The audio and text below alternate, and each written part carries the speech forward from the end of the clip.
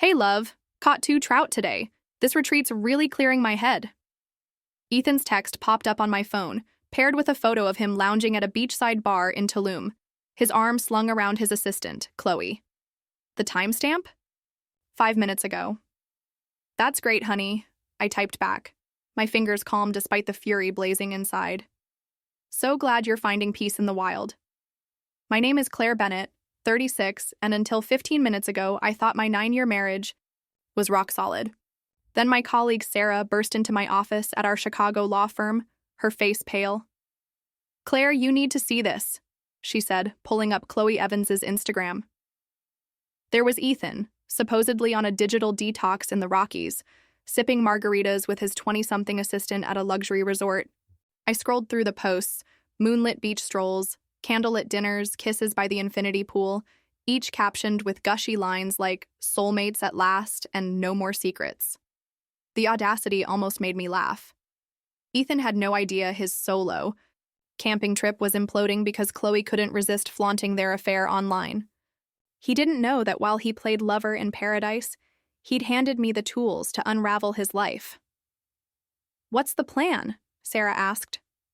I grabbed a notepad, my courtroom instincts kicking in. First, I'm texting my dear husband to ask about his fish. I sent Ethan another message. "Miss you tons. Can't wait to hear about your camping adventures." Sarah frowned. "You're not confronting him?" I smiled, recalling the divorce cases I'd won by letting opponents overplay their hands. As a corporate attorney, I knew timing was everything. Ethan thought his wilderness alibi was bulletproof, blind to Chloe's social media obsession. "Why catch him in one lie?" I said, scribbling notes. "When I can let him bury himself while I take everything?" Ethan and I met at Northwestern Law, both driven, both hungry for success. He was witty, ambitious, the kind of guy who lit up a room. While our classmates buckled under law school's pressure, we thrived, planning a future together. After graduation, I passed up a dream job in D.C. to stay in Chicago, where Ethan landed a role at Sterling and Holt, a top investment firm. "We're a team," he'd said, kissing me. I joined Kessler and Pratt, climbing to senior attorney faster than anyone in firm history. Ethan cheered my wins, but I started noticing his jaw tighten when clients praised me. Our marriage had its cracks. Whose doesn't? But we handled them like lawyers, negotiating, compromising. Then Chloe joined his firm 8 months ago, all efficiency and charm. "She's a lifesaver," Ethan would say. "Finally, an assistant who gets me." I ignored the red flags, his sudden work trips, the new passwords on his devices. I trusted him. Until now. Sarah snapped me back. "Remember when he bailed on your birthday dinner? Said he was swamped?" I reopened Chloe's Instagram, scrolling back. There it was, a post from that night, Chloe at a rooftop bar, Ethan's reflection in her wine glass. Caption: "Late nights, best company." I was such an idiot, I muttered. Sarah shook her head. "You weren't dumb, Claire. You loved him. That's not the same." I pulled up our joint bank account, my stomach twisting as I spotted charges I hadn't seen. First-class tickets to Tulum, a 5-star resort, jewelry I'd never worn. "He's funding their fling with our money," I said. Sarah's eyes widened. "That's bold." "Not for long," I said, emailing my bank. For the next 2 hours, I cataloged every damning transaction. $12,000 on a business trip to Miami, $3,500 at a boutique I'd never visited. Ethan had booked their Tulum escape 4 months ago, long before his retreat excuse. Why? "The camping lie," Sarah asked. "Why not fake another work trip?" Before I could answer, Ethan texted again, this time with a stock photo of a campfire. "Roughing it out here. Stars are unreal." My hands shook, not with hurt, but with cold, sharp rage. 9 years, and he couldn't even pick an original picture. I dug deeper, pulling Sterling and Holt's employee handbook from a file I'd reviewed for them last year. Page 17 in bold. "Romantic relationships between supervisors and subordinates are prohibited and grounds for termination."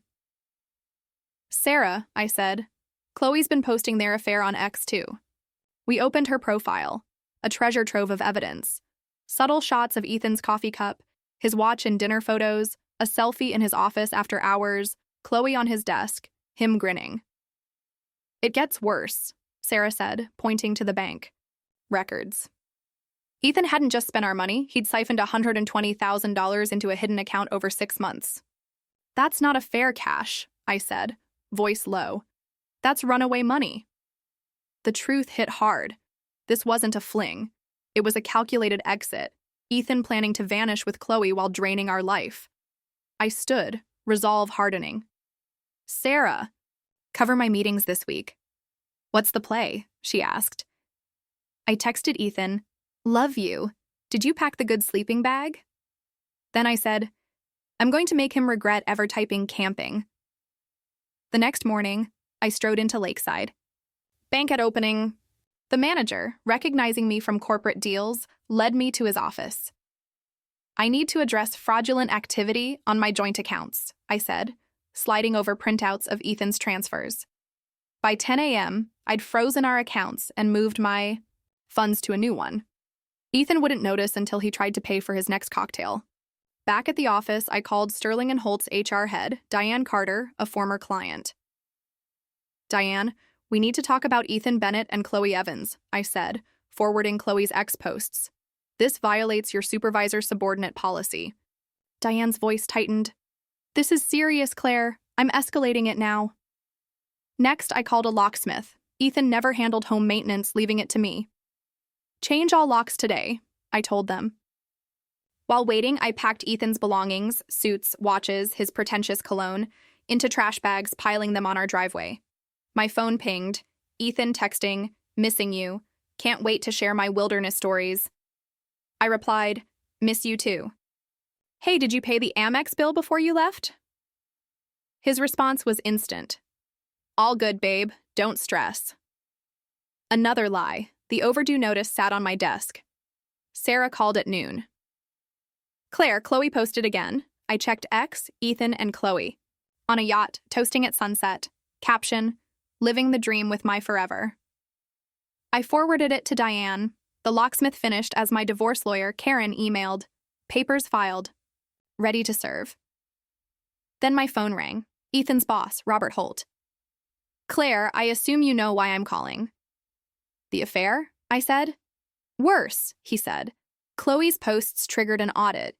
Ethan's been embezzling client funds to bankroll this. We're talking millions." I froze. Millions? "He's been skimming accounts for months. We're filing charges." I exhaled, the scope of Ethan's betrayal sinking in. "There's more, Robert. I've got evidence of his schemes." That afternoon, my phone rang. An unknown number. I answered. "Claire Bennett? I'm Mia, Chloe's ex-roommate. You need to know something." My pulse raced. "Go on." "Ethan and Chloe have done this before," Mia said. "At his old firm, they targeted execs, got compromising photos, blackmailed them. But Chloe fell for Ethan this time, started posting online. He's livid." My mind spun. "Why tell me?" "Chloe called me freaking out. Ethan's threatening to blame her. I'm done covering for them." I thanked her and called Robert. "This is bigger than embezzlement," I said, relaying Mia's story. "It's a pattern. Blackmail, fraud, across firms." Robert sounded shaken. 4 other execs, Claire. They hit 4 others. How'd we miss this?" I texted Ethan. "Hey, there's an issue with our account. Check your email." Then I sent him a bombshell.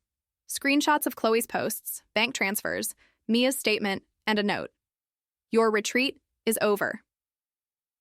Minutes later, my phone lit up. Ethan, calling. Frantically, I let it go to voicemail. Chloe posted a tearful X video, confessing before deleting her account. Their empire was crumbling. Robert called. "FBI's involved. This is federal. Wire fraud, blackmail, embezzlement. They want you tomorrow." That night, Ethan texted, from a burner. "Claire, you've got it wrong. I can explain." I replied, "Explain to the FBI. They've got your receipts." Then I blocked him, poured a glass of wine, and toasted to the chaos I'd unleashed. Ethan thought he'd outsmarted me, but he'd forgotten who he married.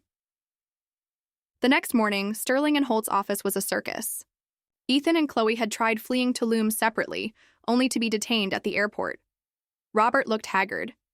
7 clients, he said. They blackmailed 7, siphoned $3.2 million. FBI agent Maria Torres laid out photos, Ethan and Chloe with execs, all following their playbook. Mrs. Bennett, she said, your evidence broke this open. Those offshore accounts you flagged, we've traced them to 3 countries. My phone buzzed, Ethan on a borrowed phone. Baby, please, we can fix this. It was for us. I showed Torres. Keep him talking, she said. I texted. Fix what? The affair or the felonies? He replied, I did it for our future. Chloe's. Nothing. I pushed. So you didn't set up that Cayman account with her? He hesitated, then, how'd you know? I wrote, I'm a lawyer, Ethan. It's my job. FBI says hi. He went silent. Torres grinned. He's done. Within hours, Ethan and Chloe were in custody. The FBI uncovered accounts in 4 countries, linked to 9 victims across 2 states. Robert called an emergency board meeting. Our reputation's shot, he began. I cut in. Not if you report it, make victims whole, and rebuild trust. That's the story. He nodded. Claire? Join us as general counsel? I smiled. I've got bigger plans. That night, Sarah brought pizza and wine. Ethan's pleading out, she said, offering to snitch on past schemes. I laughed. He always was a talker. How are you feeling? She asked. I looked at my office. Degrees, case files, proof of my grit. Ethan thought, my career was a side gig. He didn't see it was the weapon that'd take him down. Sarah toasted. To justice. I clinked her glass. The kind you make. Ethan's trial was quick. He took a plea. 10 years for fraud, blackmail, embezzlement. Chloe got 6. My evidence was so airtight their lawyers didn't bother fighting. In court, Ethan tried 1. Last Hail Mary. Your Honor, my wife and I can settle this privately. Judge Larson shut him down. The U.S. government's charging you, Mr. Bennett, not your wife. I left before the gavel fell, stepping into Chicago's crisp air. Free.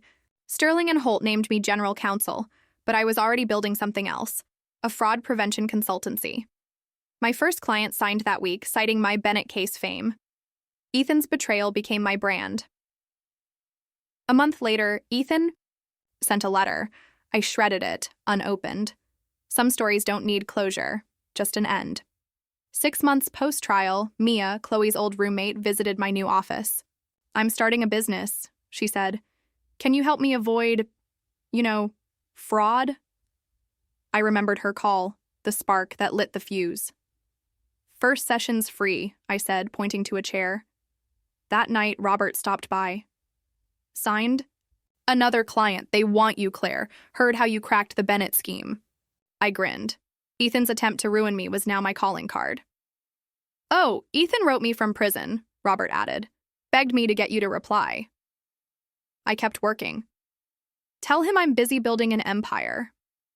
My reflection in the window wasn't a scorned wife. It was a woman who'd turned lies into legacy. Ethan thought he'd broken me, but he'd built me instead.